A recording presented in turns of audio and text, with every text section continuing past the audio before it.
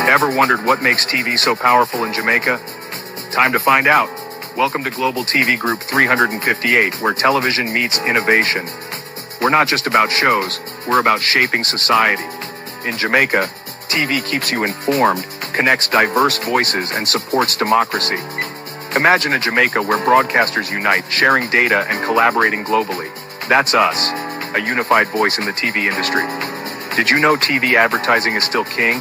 It drives website traffic, boosts brand equity, and powers integrated campaigns. Even in an age of digital, TV stands strong, resilient in tough times.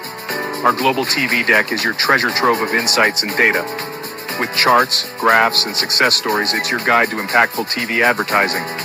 Curious to learn more? Visit our website and see how Global TV Group 358 keeps television at the heart of entertainment in Jamaica. Get ready to binge watch the future. Corruption is a vile disease that sucks and drains the health out of something good. Corruption in society is an evil moral infection that keeps community in a state of perpetual sickness. Corruption is a moral virus. It's so potent, it leaves its host sick, lethargic, and unable to realize and accomplish all that a well person can. Where corruption thrives, poverty and not prosperity thrives. Wealth is grabbed into the greedy, grubby hands of those who get fat on the toil and labor of good people. Corruption benefits only temporarily those who participate in it. Everyone else is a victim of the theft, the deceit, the dishonesty, and the lies that corruption feeds on. You need to know that a corrupt person is stealing from you. Corruption is filthy work and despicable acts of treachery done under the table and behind closed doors. Corruption is a disgusting shame. Corruption keeps a nation back from true development and from progress. Wise investors steer clear of a corrupt environment. They would rather put their resources into a place where the playing field of opportunity is equal for all and not bent towards feeding the financial lust of corrupt, lying, cheating, thieving politicians and government officials. How many wonderful development projects have been lost because the investors didn't want to do business in a swamp of evil? When those great projects go to another nation or to some other place, we all lose. Believe me when I tell you that corruption steals from you, it steals from all of us. Corruption plunders the nation's wealth. Corrupt people compromise on truth, equity, and fairness, choosing instead to feed off the short-term benefits of crookedness, exploitation, and financial perversion. Corruption is not just a personal matter, it's a culture. It's a way of life, not just for individual people, but for companies, communities, governments, and nations. Corrupt nations, hiding behind large companies, will seek to invest in other weak nations in order to take over the assets of the nation that they've invested into. They will provide financial loans to a nation for the much-needed infrastructure, and they will do it with assets that they provide. They will sign contracts by lining the pockets of rotten government officials who participate in this kind of corruption and are then held hostage by their own deceit and greed. Corruption is nothing less than a form of theft and national robbery. A corrupt person steals from everyone in society.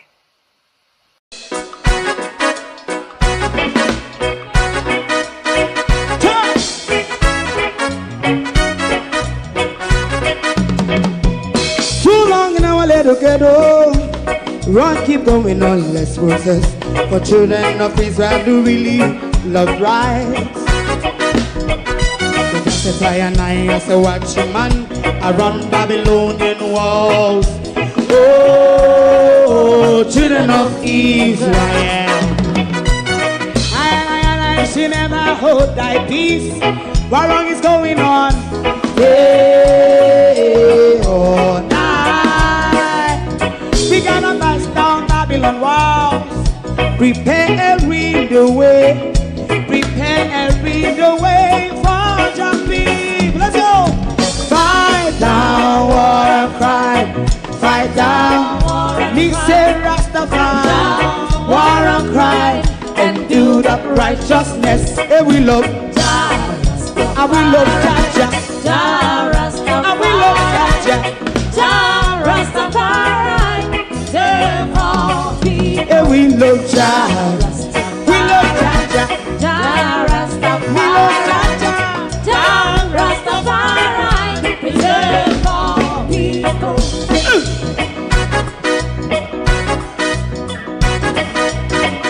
Put time away again. Listen, yeah. Just as I and I as a watchman, I run Babylonian walls. Oh, children of Israel, I should never hold thy peace while we are penalized. Hey, oh, night. We gonna bust down Babylon gates. Prepare the way, prepare the way for Jah Rastafari. Fight down war and cry, fight down war and cry. Rastafari, war and cry, and build up righteousness. And we love Jah, and we love Jah, Jah Rastafari. And we love Jah, Jah Rastafari. Preserve all, and we love Jah, Jah Rastafari. Me love Jah, Jah Rastafari. Me love Jah, Jah Rastafari. Preserve all. Me love Jah, Jah Rastafari. Jah Rastafari. Jah Rastafari. Yeah, the next song is going to be the last song for tonight. And then DJ Twink.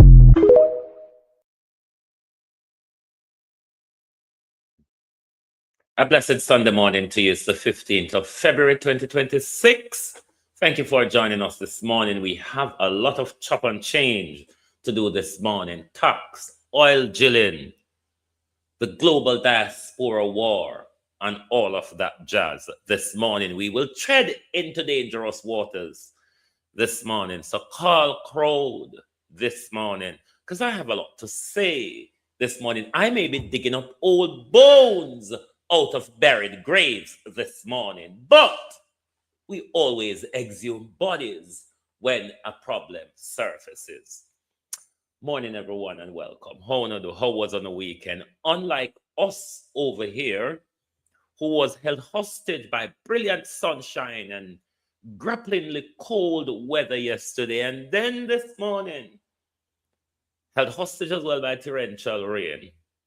The weathers of this country. Honor to everybody. Morning and welcome. Like and share the live. Please, to my community of party and all my family members, platform moderators, membership holders, viewers, subscribers, commenters, and trolls, good morning and welcome one and all. Thank you for joining us. Colin, Joan Bailey, Lynette Jenkins, Violet Watson, The Unstoppable One, Debbie Jervis TV, Marjorie Lewis, The Easy Jerk, good morning, good morning. Who else is here? George Beckford, good morning, morning everyone. Welcome to those who are silent listeners, good morning. Like and share the live for us, please. We are going to go straight to the oil issue. The oil drilling, or the prospect of oil in Jamaica. Who that? Miller, good morning. The prospect of oil in Jamaica. We all are going to die because of our hypocrisy, or we all are going to lose out because of our hypocrisy. Miranda Rado. Neither PNP supporters nor JLP supporters want to force their members of parliament to force a debate in parliament on the issue of oil drilling, oil surveys that they're not discussing with us. We know the country already a mine gold and copper without government having the conversation with us or tell us how it benefits us or if anything from that could alleviate the tax burden where the government are push pan with at the moment, given the state the state where we're in. Remember, this whole oil drilling license thing started under the PNP. This is not a JLP thing, and we don't have to treat it so.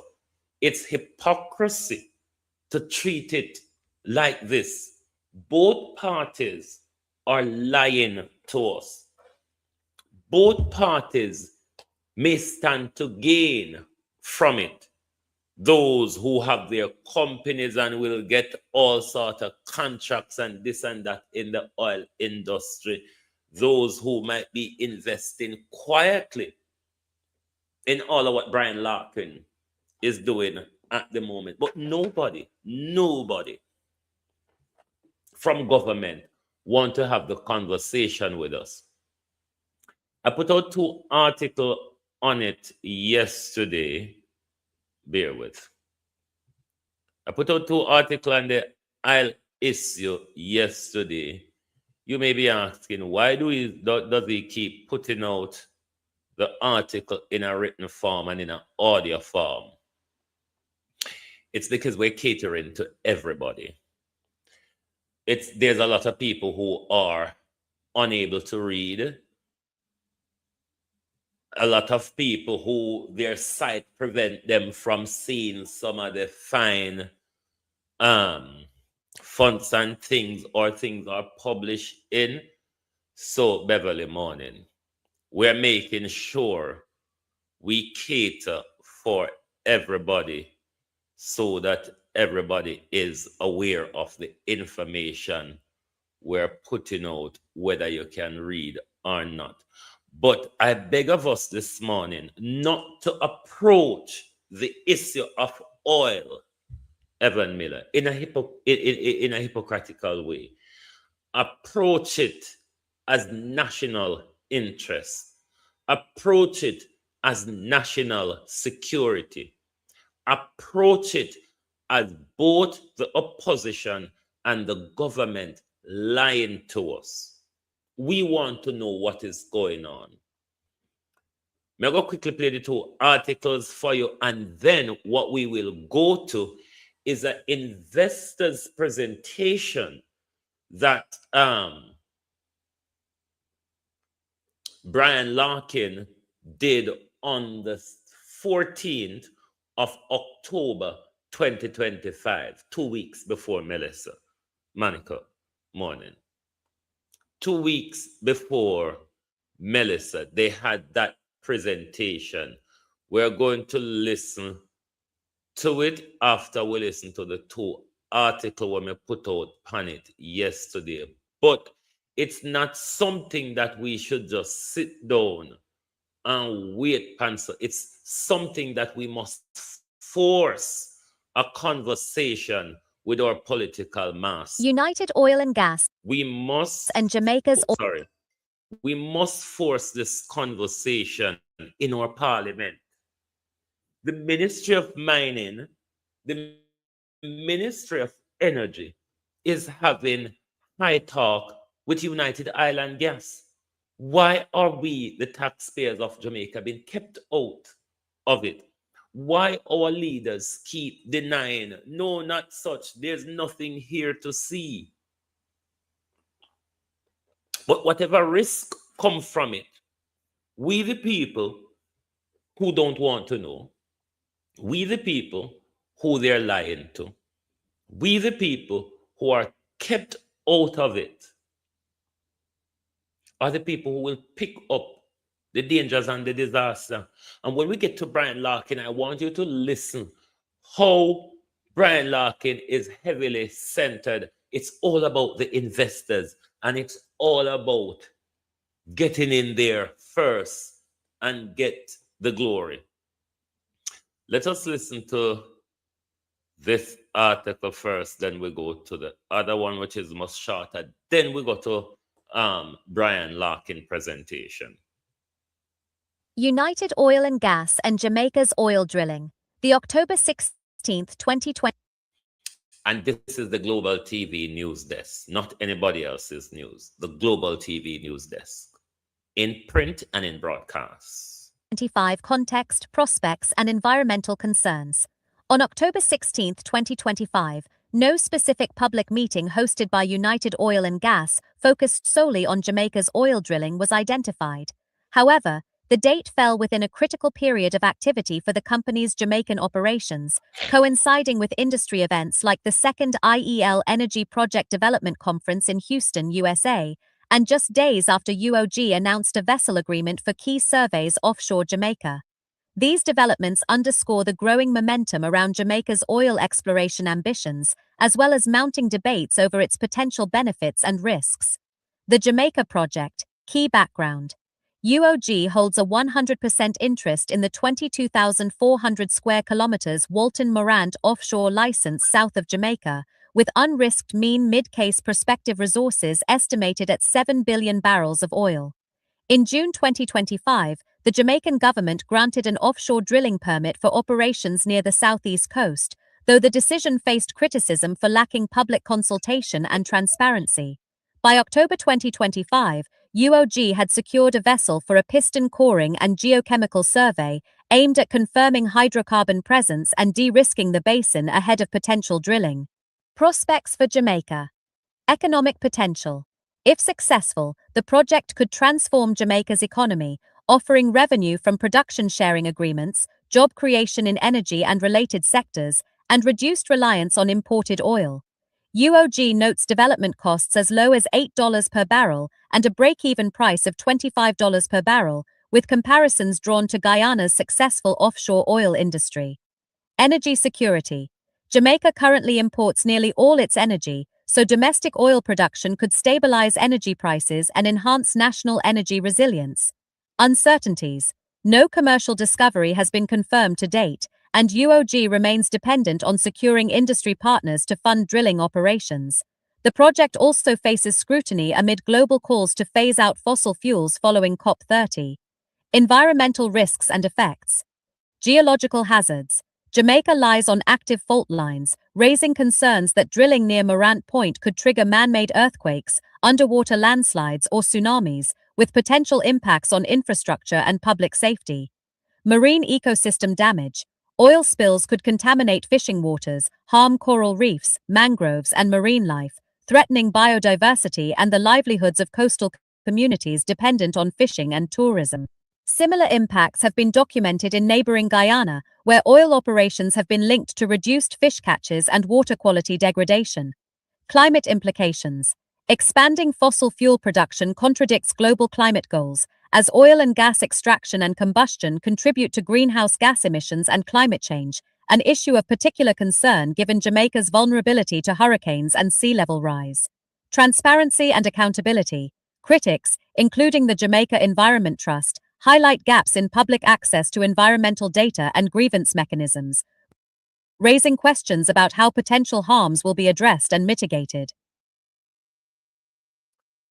Why wouldn't you, the citizen, the people who will be affected, the people around the coastline, the people in the hilly areas of Jamaica, where we can end up with landslide, tsunami, and all of that, and nobody, Debbie and how you do, nobody wants to force the conversation.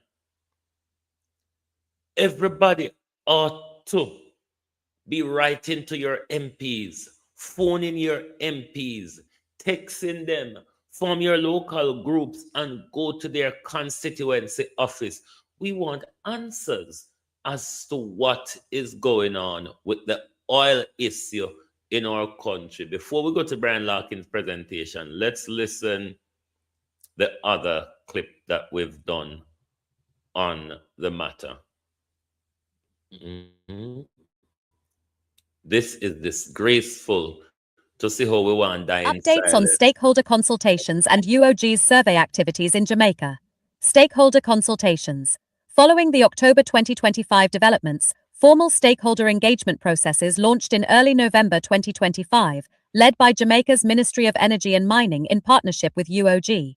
Key participants. Sessions included representatives from coastal communities in St. Thomas and Portland parishes, fishing associations, environmental NGOs like the Jamaica Environment Trust, and tourism sector leaders.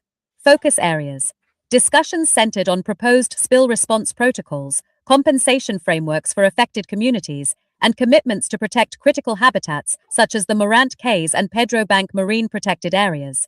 Outcomes: UOG agreed to establish a community liaison office in Morant Bay and fund independent environmental monitoring. However, JET and other groups continue to push for a full environmental impact assessment covering long-term climate effects, which the government has stated will be completed before any full-scale drilling begins. UOG's survey results, released December 2025. The piston coring and geochemical survey conducted in late October, early November 2025 yielded preliminary data. Hydrocarbon indicators. The survey confirmed the presence of thermogenic hydrocarbons in sediment samples, suggesting the basin has the potential to generate oil. However, no definitive evidence of commercial quantities was found. Geological findings. Data identified complex fault systems in the area, leading UOG to revise its drilling plans to avoid high-risk zones. The company has also committed to additional seismic testing to better map subsurface structures. Environmental baseline data. The survey collected baseline information on water quality, marine life distribution, and coral reef health, which will be used to inform mitigation strategies if drilling proceeds. Nobody wants to know. For the people in Jamaica who are colluding with this, nobody wants to know. We're going to for another 10 minutes now. This is important. It is important that we keep up with what is going on the United Oil and Gas website. It is important. They have their YouTube channel, they have their website, they have they have to put certain information. License. United currently holds 100%. Bear with. They have to make certain information public under their transparency rules. Make it license. Transparent for their investors, all of that. The people who know less about this is the Jamaican people. The people who know less about this are the Jamaican people. And I don't know if in this year clip or another clip, which I'm not going to get to play this morning, a lot of the big oil giants, said Brian Larkin, are now coming on board. Not even the risk, we're not aware. Listen, Jamaica people, wanna look for me. Hello? Listen, we not go benefit out of it. Fly high, fly low. We not go benefit out. So if we not sit down and wait past say, carrying them out, how you do? If we not sit down and wait past say, I'll find where go get rich, sad, tough. Because we never make it out of backside. We never get nothing out of backside. We now get nothing out of gold and copper. You understand? So if a rich on a plan to get rich out of oil, plan for the big funeral them too. Or not even plan for the big funeral because I say, when they have up their sleeve, we may have to dig all up a mass grave. If we not wake up, it won't be big pretty funeral with marching banner, expensive $500,000 casket, you know. No, it's going to be mass graves. Let's go to Brian Larkin's presentation. Because Jamaica people just want to walk in and then death trap, so. Just so. Hear from the people who are doing it, not from me. Because the Jamaica government or supporters of the Jamaica government would want to make, when we talk about this subject, it's a propaganda. What are you talking about? There's nothing to see here. But the conversation are being had in other rooms, far away from us. And we are now made aware that Floyd Green and Darrell Vaz is having high-level talks with these people. What are you talking about? We want to know. You cannot talk about we country behind we back, so. Look how much talk Andrew in with the American them and all sort of galang in a go on and we don't know. Anyway, let's go to Brian Larkin. Jamaican license. United currently holds 100% of the Walter Morant license. It's just under 22,500 square kilometers, and it's located off the southern offshore coast of Jamaica. The license covers two very distinct basins, the Walton Basin on the left and the Morant Basin on the right. One of the most exciting features about this acreage is the quality of the source rock. It's of a similar age and type to the rocks that have generated. If you notice, this basin sits in front of where Melissa just damaged with it, particularly the Morant Basin, the Walton Morant Basin.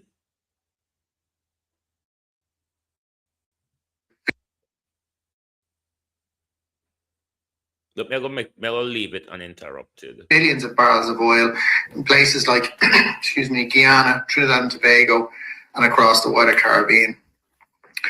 So far, we've identified approximately 40 prospects and leads with a combined potential of more than 7 billion barrels of recoverable resources. The project's economics are extremely attractive and are underpinned by a production sharing contract or agreement with the government of Jamaica with a low break-even oil price of roughly $25 a barrel. In a success case, for example, say a single 400 million barrel development well, the project could deliver an NPV value of around $4 billion US. So for a company of United size, having access to a license of this scale is quite unique. That's the kind of opportunity that would be the envy of much larger players.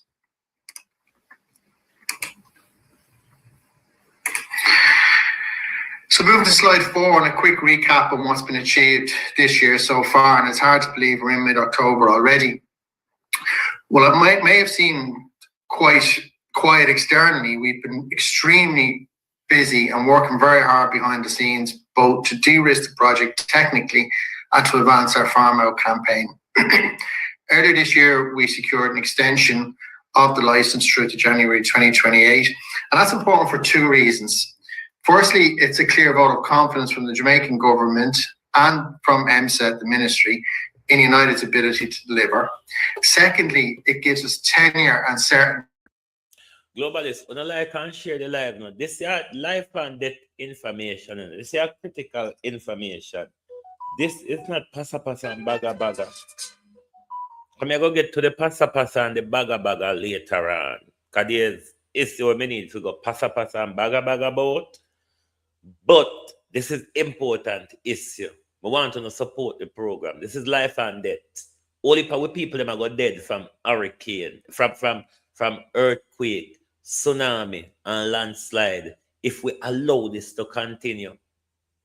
You remember Fifth Element Keel telling us about the Enrique Plantain Garden fault zone.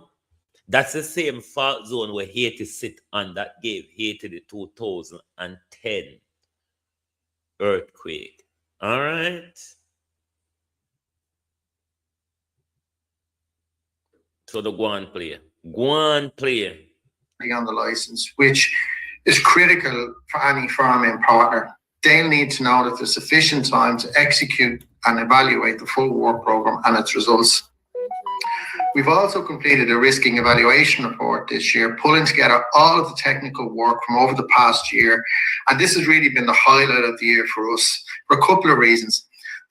That report delivered two standout findings for us. Firstly, it verified a working petroleum system onshore Jamaica. And secondly, it confirmed that successful piston coring results offshore would significantly reduce the exploration risk and could trigger a major uplift in project value for us. This report's on our website, and I'd encourage all of our shareholders to have a read of it. We've also made real progress on permitting, securing the environmental approvals and the beach license in Q3. And excitingly, we've also signed an MOU to secure a vessel for the piston coring work, and I'll talk about that over the next few slides.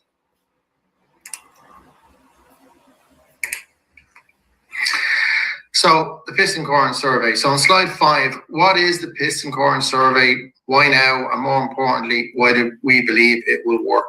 So in simple terms, the survey involves collecting between 40 and 60 seabed samples to directly confirm the presence of hydrocarbons at the seabed. Now, we already know that there's a working petroleum system onshore. That's been verified in the Riskin report. And historically, 11 wells have been drilled in Jamaica, 9 onshore, 2 offshore, all showing hydrocarbon. 9 offshore, 9 onshore, 2 offshore. Don't you all want to know where? Don't you all want to know where? Huh? Lord Jesus. Jamaica is going to be doomed to failure because of political tribalism and protecting our leaders rather than protecting the future of our children. We're dangerous to ourselves. Presence. The last of these wells was drilled in 1982. We've also identified active oil seeps onshore, and we've shared photos and videos of those across our social media channels. The goal now, particularly with the piston coring work, is to connect the dots. It's to demonstrate continuity between that proven onshore system and the offshore basins. Now, why are we confident that it will work? Well, we've already mapped vertical fluid escape features and seabed marks, which are strong indicators of hydrocarbon migration. Precisely, Debbie. For the last 2 years, earthquake just turn up so. And them I get more and more regular. Jamaica people don't want to know. Listen, you see Melissa play a thing, you know. Melissa a play a thing to what's to come. You hear how long we want to know? You hear how long we want to know. Melissa, we're still away in a dot and mud and gore. A play a thing to what's to come. Sit down. Wanna sit down and play with on a life, Jamaica. Sit down and play with in a life, Leonie Denton morning. Sit down, Jamaica, and play with your life. How much drilling onshore and how much drilling offshore. And for the last 2 years, we've been having regular earthquake. We get stronger and stronger. Nobody cares. Nobody cares about no children. We don't have hospital, you know. We don't have hospital. If we get a 2010 Haiti situation, we are doomed to failure. We will have mass graves upon mass graves upon mass graves upon devastation upon. Melissa was a baby to what's to come if we don't stand up and stop this oil drilling on this dangerous fault line where we sit down, pan. We're going to die in numbers we've never seen in Jamaica before. The satellite imagery also shows repeated slick anomalies, suggesting that there's active seepage, and amplitude data indicates potential source intervals. So in short, if this program confirms hydrocarbons at seabed, it will provide evidence that there's an active petroleum system offshore Jamaica. And this would materially reduce geological risk. It increases the project's overall chance of success, which in turn we'd expect to see reflected in shareholder value. It's also a very powerful tool for our ongoing pharma campaign and discussions.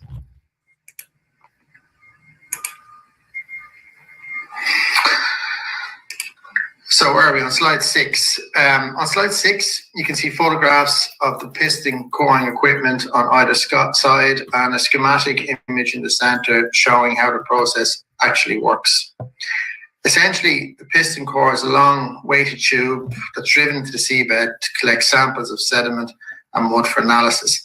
Now, importantly, this work is low impact and it's environmentally safe. There's no disturbance or damage once the samples are collected. And to be honest, there isn't really much more to add to this. It's a fairly straightforward, simple piece of work, but it delivers high value results.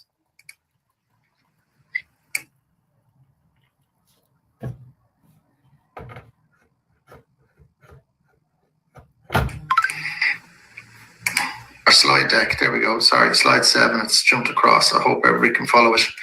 Slide deck seems to lock on me there. But on slide 7, moving to slide 7, the vessel and our partner for this piece of the work program, TDI Brooks. For anyone not familiar, TDI Brooks is a US-based research and services company that specializes in exactly this kind of offshore geochemical and geotechnical work. They're very experienced, they're highly regarded internationally, and we've signed an MOU with them to secure the vessel. It's scheduled to be available in the fourth quarter of this year, but the current guidance is that that boat will come on contract with United in mid-December. The survey itself should only take about 2 weeks, and we expect to receive results in early Q1 next year. So it's a very short time frame for shareholders. There's also a significant cost saving by doing this work now. This vessel will be passing Jamaican waters en route to Trinidad, which means we will avoid the normal mobilization and demobilization costs, which is not insignificant. And needless to say, as we work through operations, we'll be updating our shareholders at every step along the way.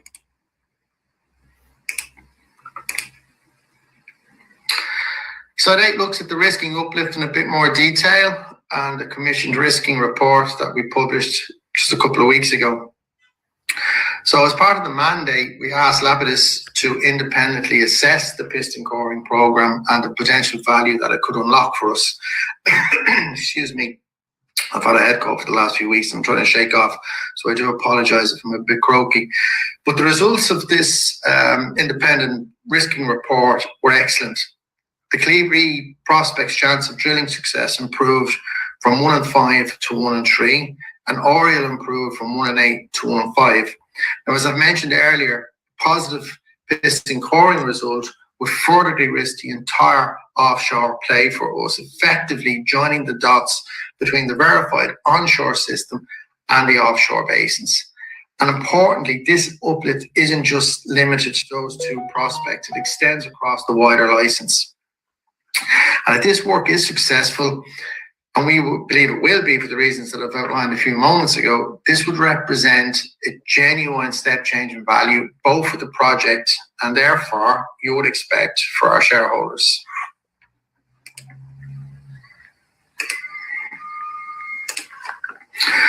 So just to talk about the value a little bit more, on slide 9, I put some numbers behind that and what this could actually mean for shareholders.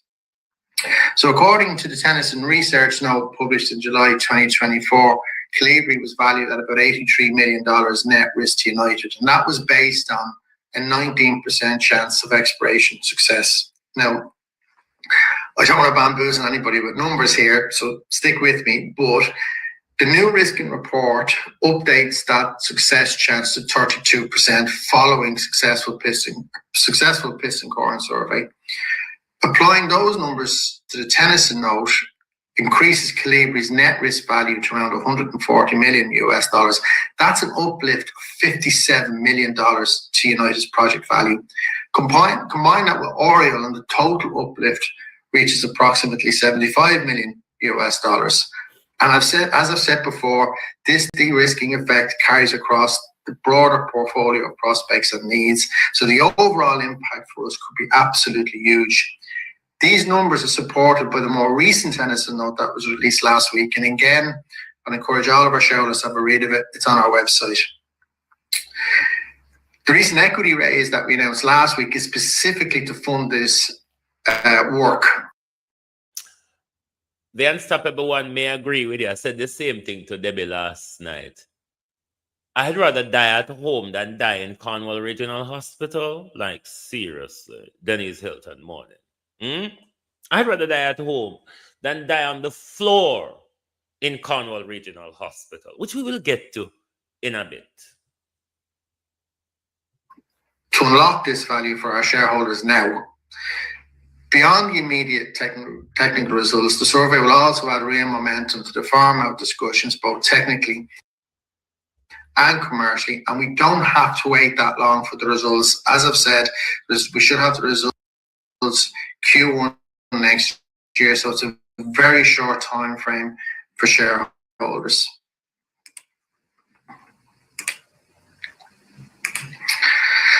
On slide 10, just to wrap up, it's been a short presentation, but I hope I've shown the technical rationale and the commercial opportunity that this program represents. A successful piston corn survey will contribute real evidence to support an active petroleum system offshore Jamaica, essentially joining the dots, as I've said. It will lift our exploration chances of success. If it's successful, it will materially enhance the project's value and it will create meaningful upside for our shareholders. And in order to unlock that value, it's important for shareholders to support this equity raise so we can go and chase this upside now and not wait. And finally, just before I open the floor to some questions, I'd just like to thank a few key groups while I've got the chance. Firstly, the Government of Jamaica and the Ministry for their ongoing support, cooperation and confidence in what we're trying to do. Also our partners and advisors who continue to help us progress the project efficiently and, more importantly, safely. And finally, to our shareholders, I know it's been a bumpy road, but thank you for your continued belief and patience. We are now making real progress on this project. We have a pathway to unlock significant value by executing this work program. And we believe over the coming months, we could be genuinely game-changing for this project for us in terms of value realization. And I guess with that, I'm happy to take any questions that may be submitted. Please do bear in mind, some questions I may not be answered for commercial reasons. And we'll also try to avoid duplication where possible. So, some questions may not be answered for commercial reasons. Sophia Morning. The shareholders.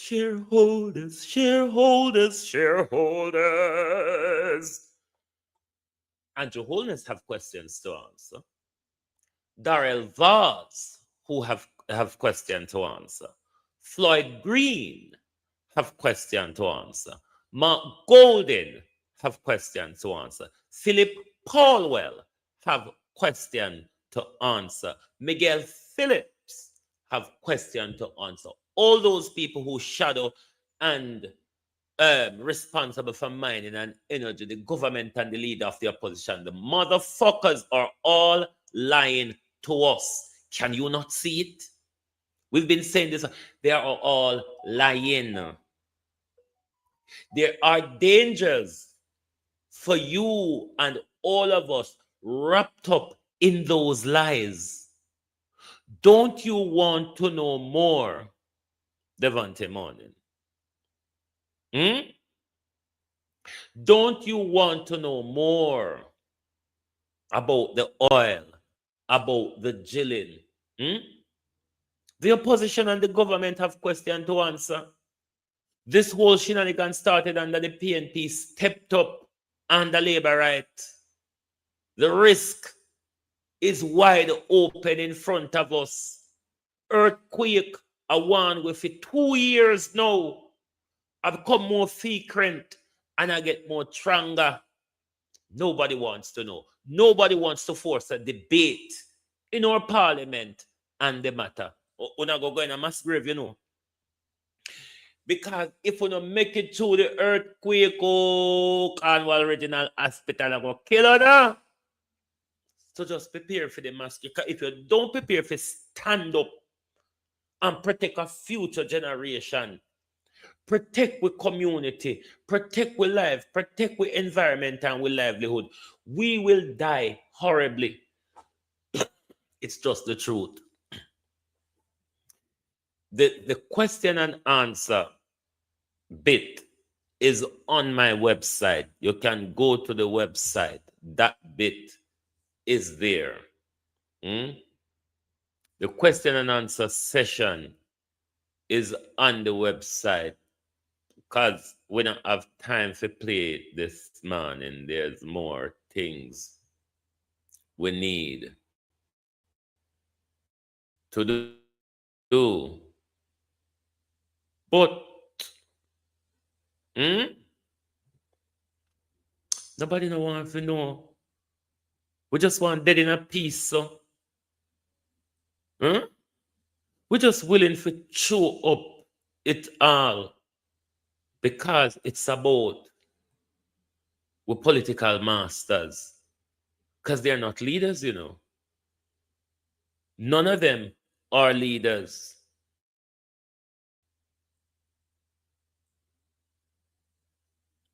Mark Golden and the PNP a lie.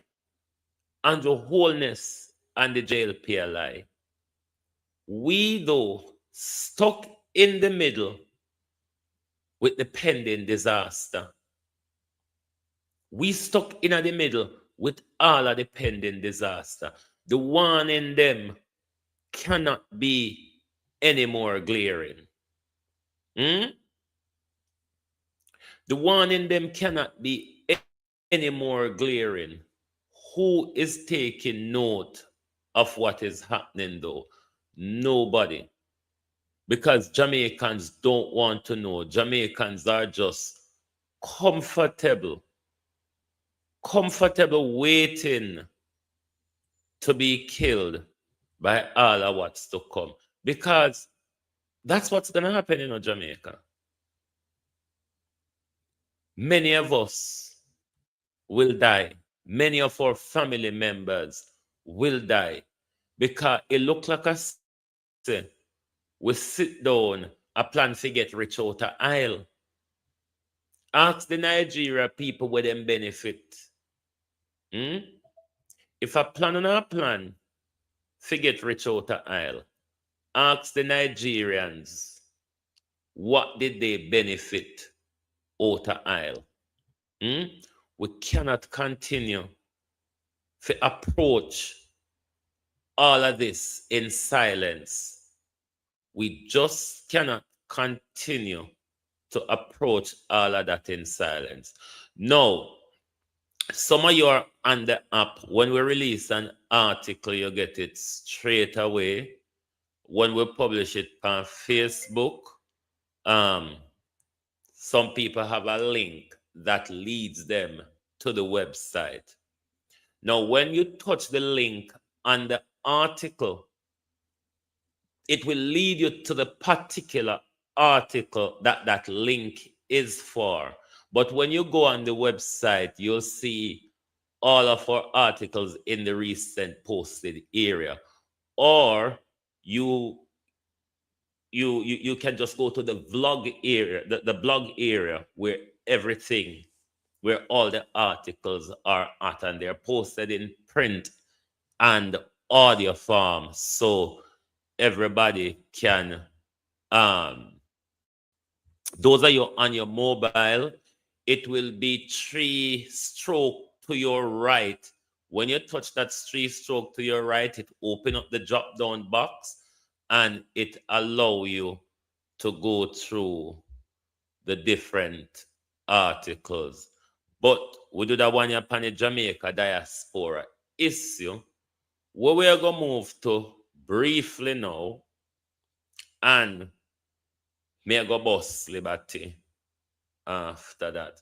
We're going to look at the rift in the Jamaica global diaspora, and we're also going to look at how other Caribbean nations interact and engage with their diaspora members. Oops. You're not getting the audio. I need to undo it and do it again. Sorry. Bear with. Let me get the audio back in. right. Okay, should be okay now. The dispute between Jamaica's government and the Global Jamaica Diaspora Council, a clash over autonomy and engagement. The ongoing dispute between the Jamaican government and factions within the Global Jamaica Diaspora Council centers on fundamental disagreements about the council's purpose, autonomy, and relationship to the state. At its forefront are Orlando Terrelonge, State Minister in the Ministry of Foreign Affairs and Foreign Trade, who heads the GJDC, and Patrick Beckford, former head of the Jamaica Diaspora Advisory Board for the U.S. Northeast, who has emerged as a vocal critic of the current structure. Background: the GJDC's mandate and origins. The GJDC was established in 2019 as the successor to the DAB, designed to align diaspora engagement with Jamaica's national diaspora policy and drive contributions to sectors like education, health, and security. Per government frameworks, it is positioned as a key organ to foster collaboration between Jamaica and its global diaspora, which plays a critical role in the nation's economy through remittances and investment. The core of the dispute. The conflict escalated ahead of the 2026 GJDC elections, which were postponed due to Hurricane Melissa, to prioritize recovery efforts. Beckford called for a boycott of the vote, arguing the council has become a ministerial extension rather than an independent body accountable to the diaspora. He advocates for scrapping the current structure and establishing a fully autonomous council free from government control, stating it was meant to be fearless and accountable to the diaspora and not to politicians.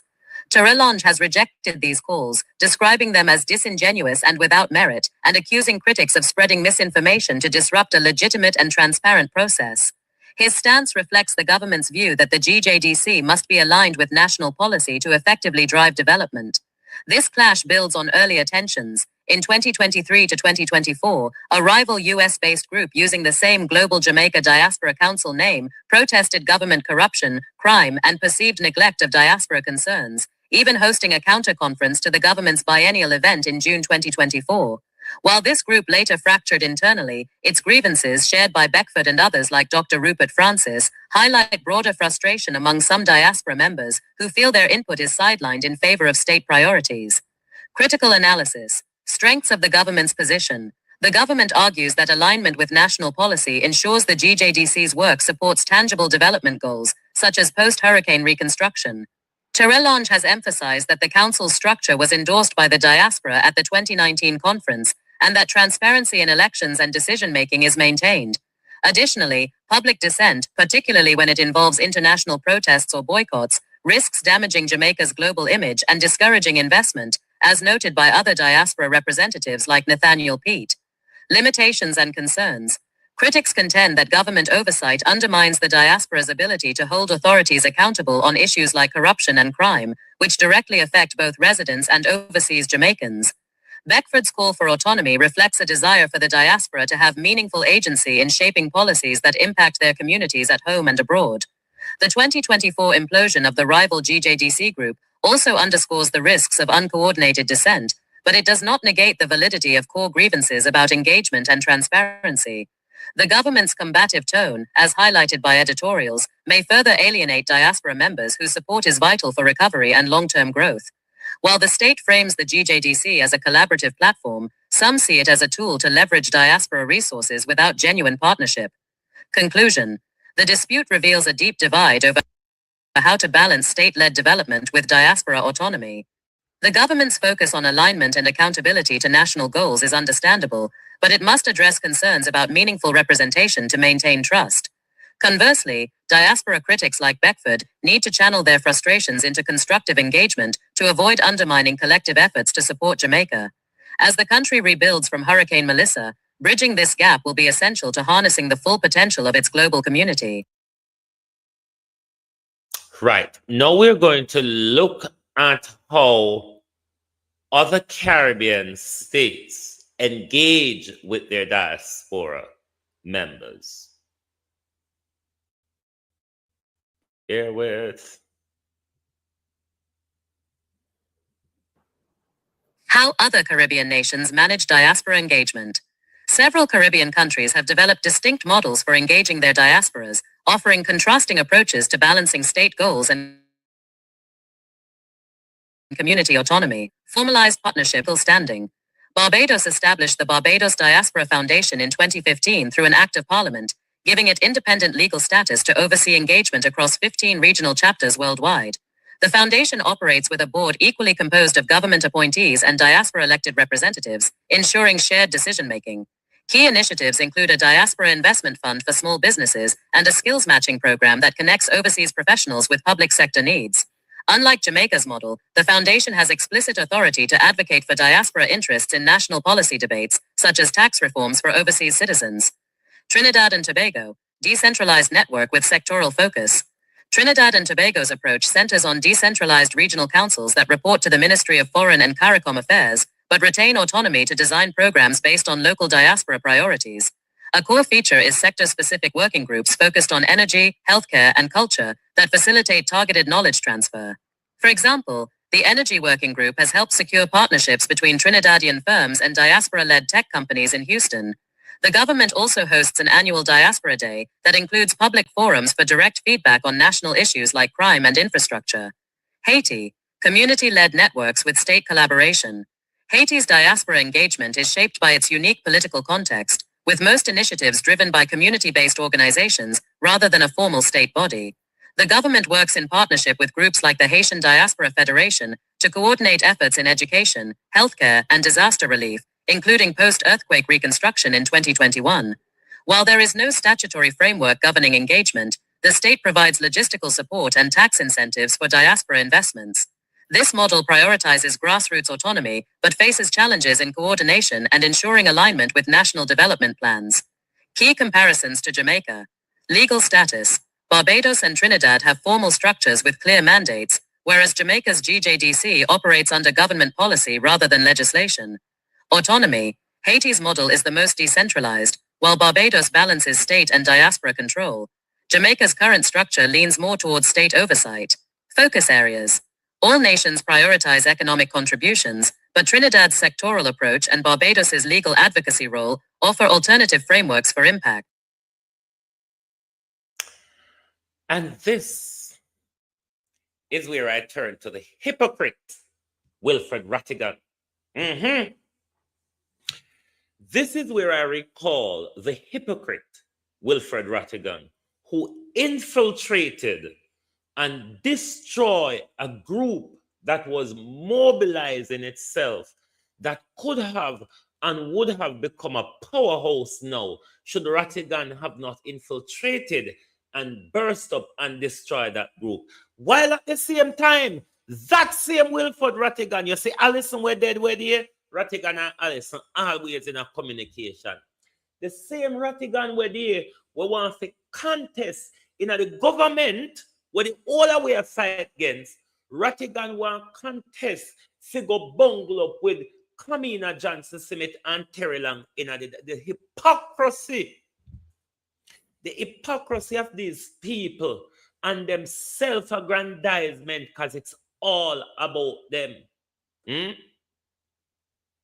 wonder all the while if Rattigan is not a JLP infiltrator, because Rattigan infiltrate the group. Rattigan destroy the group. A group that could have been doing so much good right now. Rattigan infiltrate, Rattigan destroy and throw it down pan dot.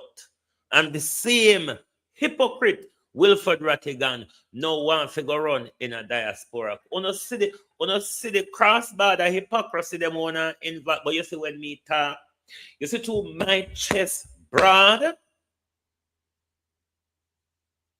me not have to capitulate to nobody when me feel like put my mouth and bust it up. Rattigan is a hypocrite, a wicked, a thief, liar, and a con artist. Because he can go mash up the group to earn money out of it. Whether last year when Rattigan, I told me no want the war, you know. When Rattigan them organized something in Jamaica last year, yeah? Rattigan say I go tell you no 2 days before, say because I'm goat, doctor say he can't travel. Was it not the same thing Rattigan tell you no? Me say I want to leave these people for care no go hell, because you see on sleeping idiot Jamaicans, on stuck to the people them when have no interest in learning. uno stuck to the people them where go dig out on a blood clot packet every day. But when it comes to teaching uno and going information for uno survive with, uno run down over Rosalie paid for the mix up. Uno I got dead. Jamaica people. Families and friends. Because it's what uno working towards. Uno love the mix up on social media.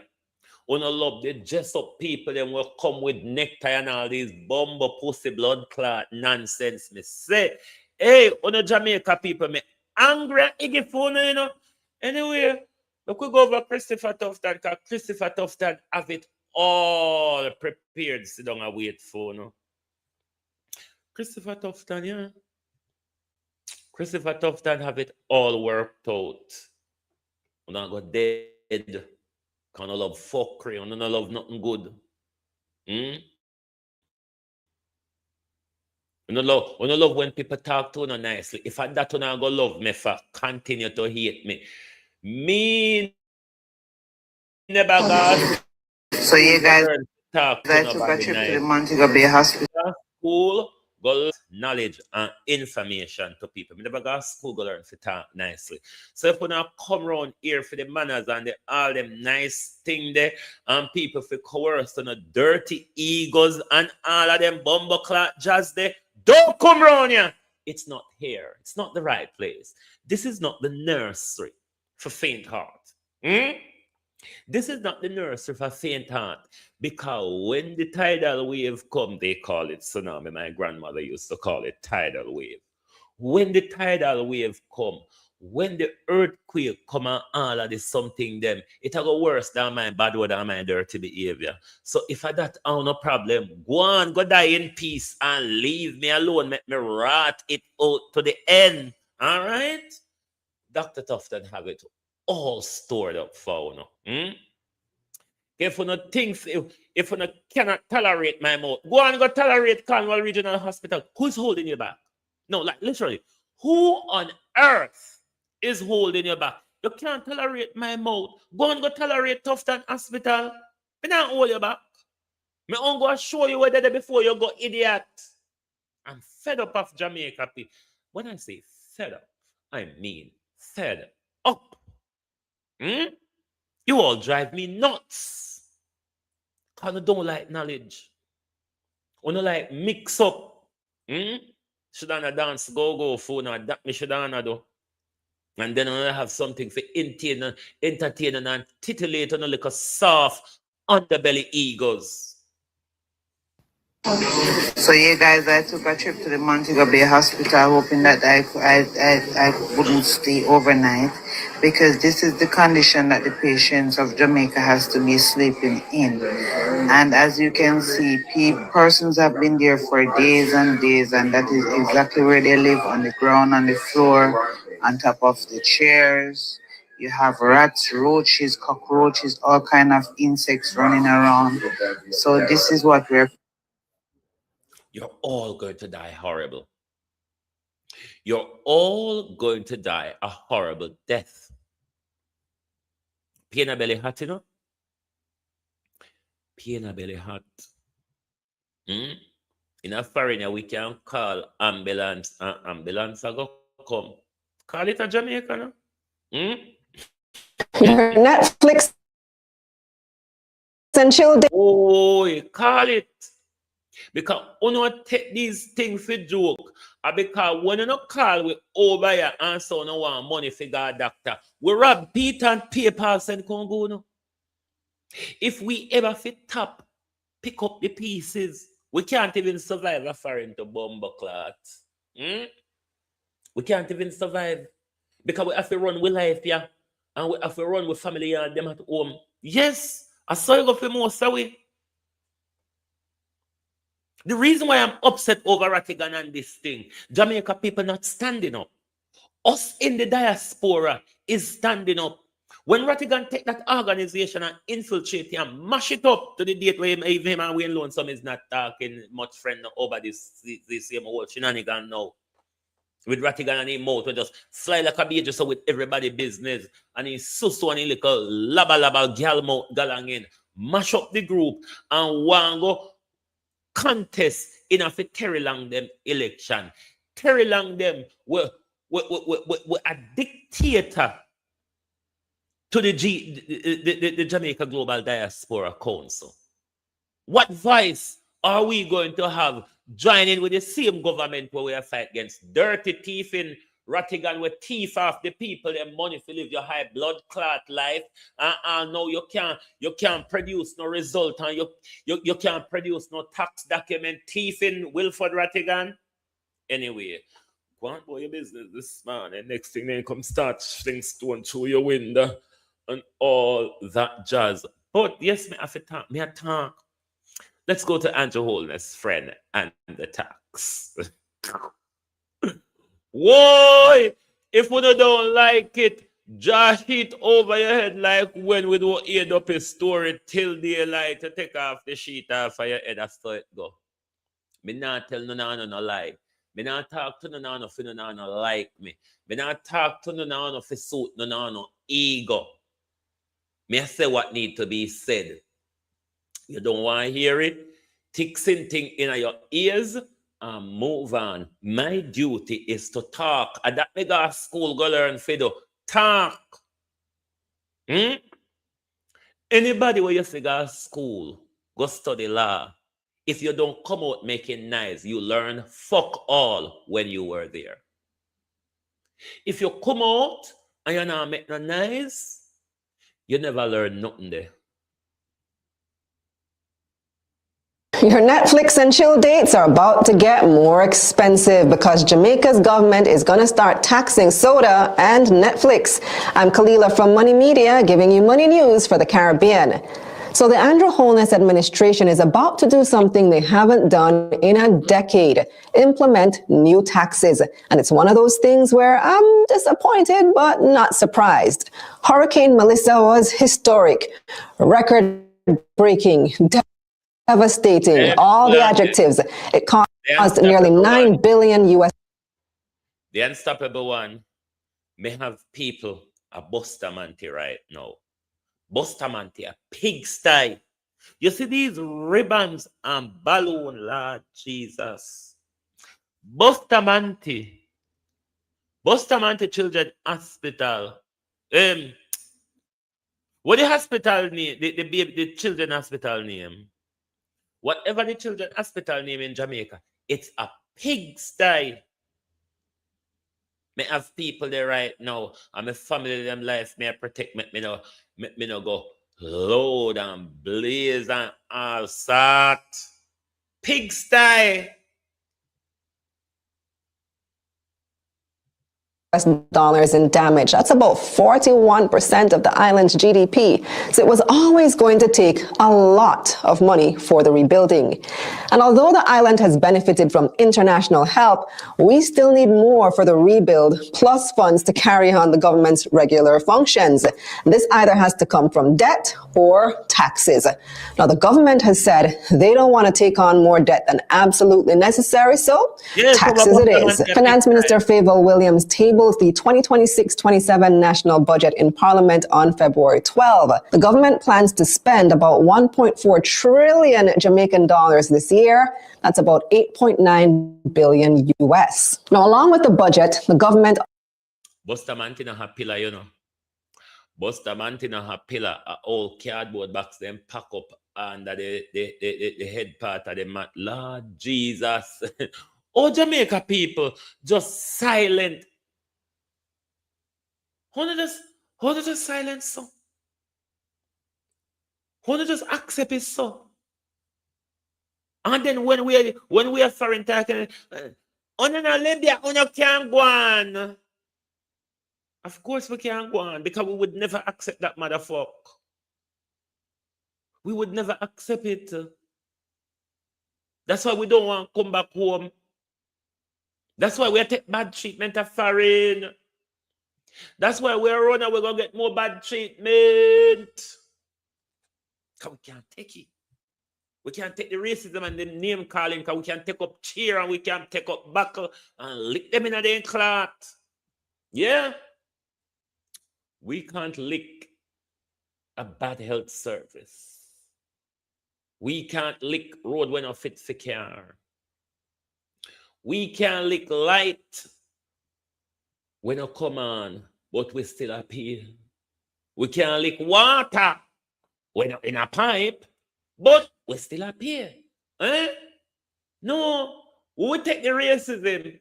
We can't fight. We can't take up stool and throw after them. We can't take up stone and fling after them. You think we could have go fling after Andrew bad service them? You mad? Or you literally crazy? Fling after Andrew. We will deal with the racism of foreign. We will deal with the racism of foreign because we can't club a government over. We can't club a Jamaica government because we may lose our life in the clubbering.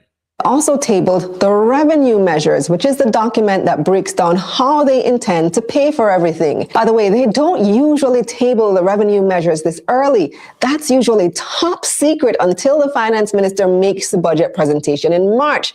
But Minister Williams says they dropped it early to stop all the speculation about whether new taxes are coming, and also to give the public and the opposition enough time to process the news before the debates begin so that she can address concerns in her budget presentation. So anyway, what's on the table? Well, I already told you about the tax on digital services in my other video. They're adding GCT to things like streaming services, subscriptions, and software. So watch that video for more on how they'll probably implement that tax. The other one that caught my attention was an increase in taxes on tourism services.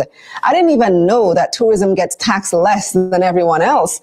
They only pay 10% GCT while everyone else pays 15%. This was supposedly done back in the day to give them a break while the industry develops. But I'd say Jamaica's tourism industry is pretty well developed by now, so it's only right that they pay their fair share of taxes. Tourism is one of Jamaica's biggest industries, bringing in over $4 billion in 2024. That's over 30% of GDP. However, the higher tourism taxes won't come into effect until next fiscal year because obviously tourism was hit hard by Hurricane Melissa. Many places still haven't even reopened. It would be unfair to hit them with that now. The government is expected to earn 11 billion Jamaican dollars when they do raise the tax. You hear what Andrew friends say? It would be unfair. Ladybug, all you do?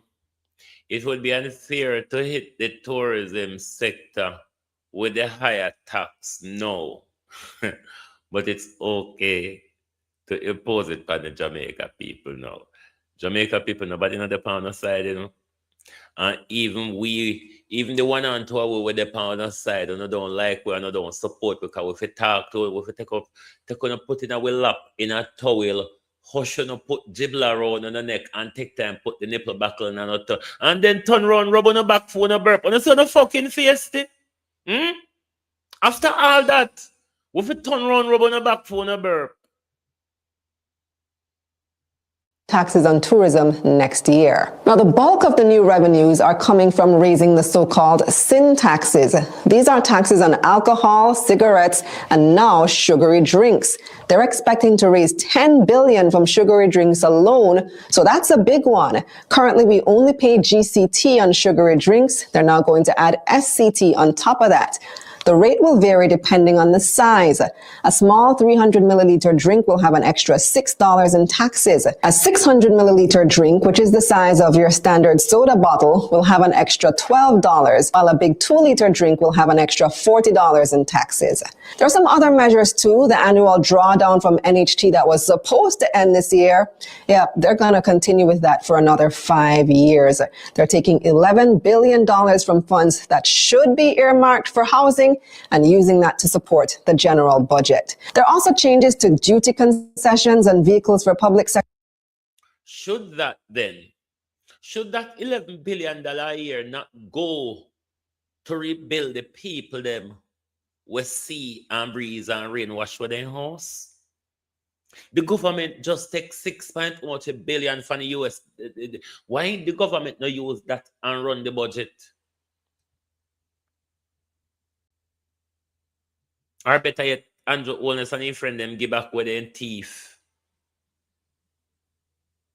Because right now, we put out 1.4 trillion for the budget.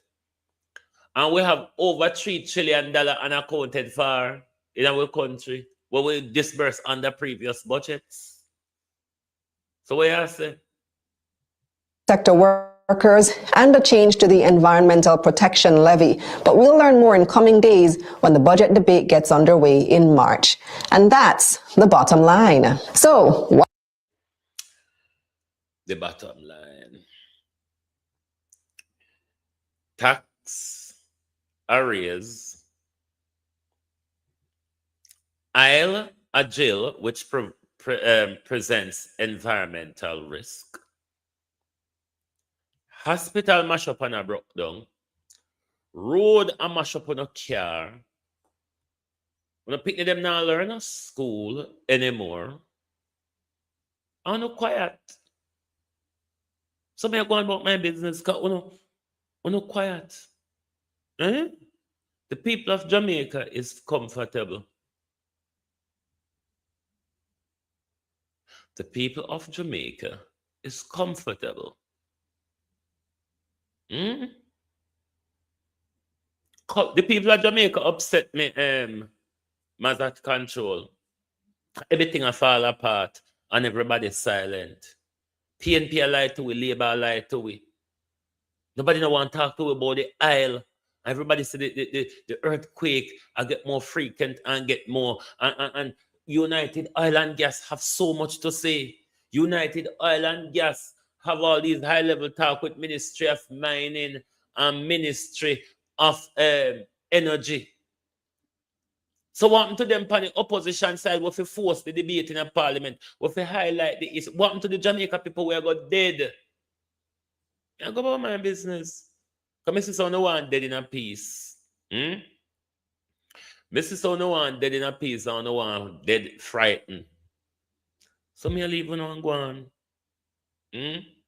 Thank you all for being here this morning. Thank you all for being here this morning. Lovely to have your support as always. What I'm not going to do though, I can promise you this. I can even put down money on it and give you change. I will not cater to your ego. Look at me. Look at me. This idiot, this modern day fool, will not cater to people's ego. When things are to be said, I am going to say it. If it costs me, I am still going to say it because it is to be said. Too much quietness now. Too much quietness. Right now, we should have Labour and PNP work together as mighty hell to take with under this pedophile kingdom where we're wrapped up into and say the all now. Anyway, go on about your business. Next thing then come start just go and show your window how you're not on a manners and you not have no behavior and all of that jazz. But ask your nurse, ask your hospital if they have manners. Ask your road, your light and your water if they have manners. I'm sure I treat you better than your government.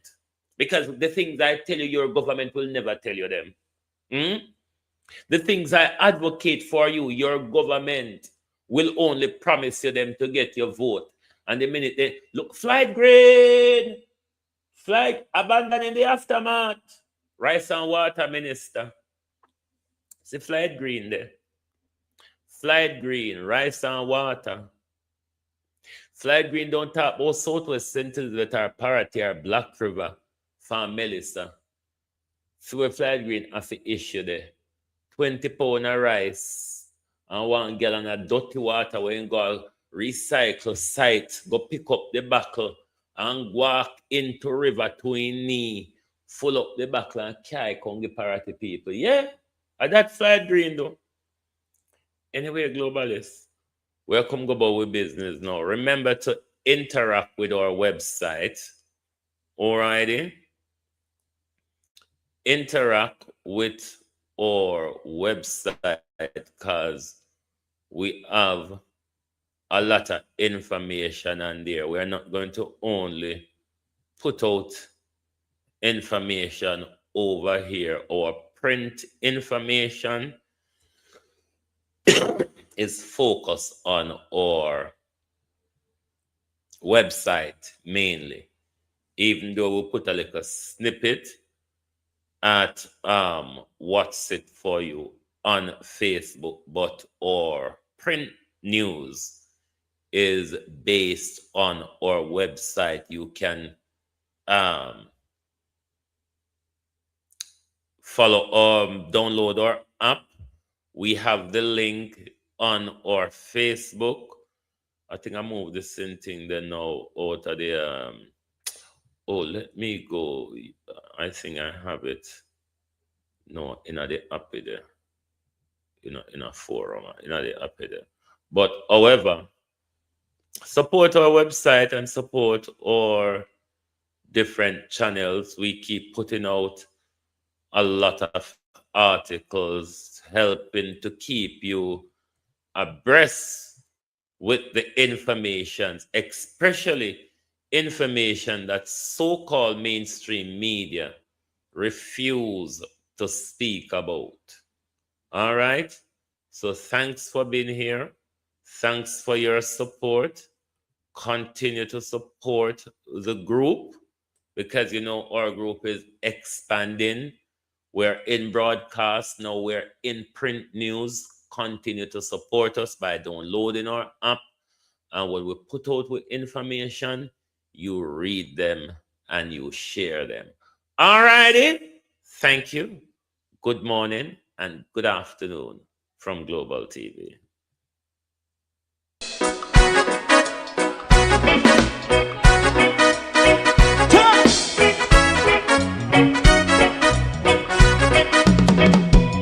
Too long in our little ghetto, run keep going on less process.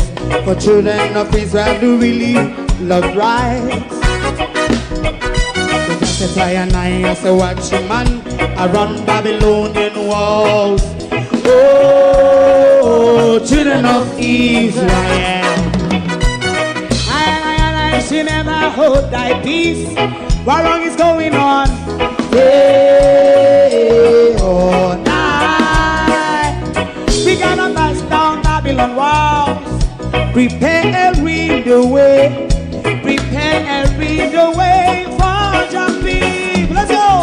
Fight down war and crime, fight down. Me say Rastafari, war and crime, and do the righteousness. And we love, and we love Jaja. Globalists, I've just put the link to the app in your. And we love Jaja. You can just click the link and download that app if you have not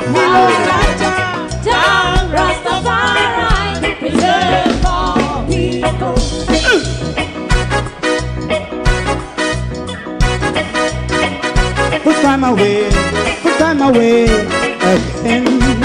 Listen, yeah. Just as I and I as a watchman, I run Babylonian walls. Oh, children of Israel,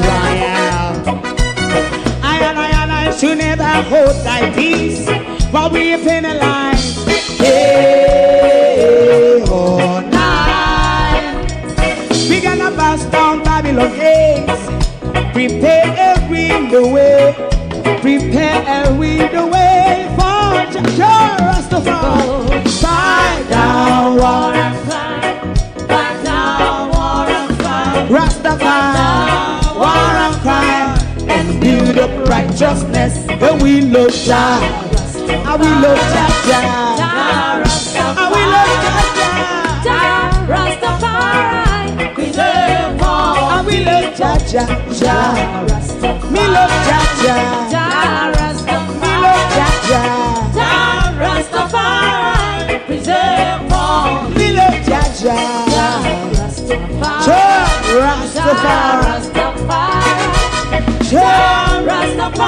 Yeah, the next song is going to be the last song for tonight, and then DJ Twink. Globalists, may put the link to the app in the chat.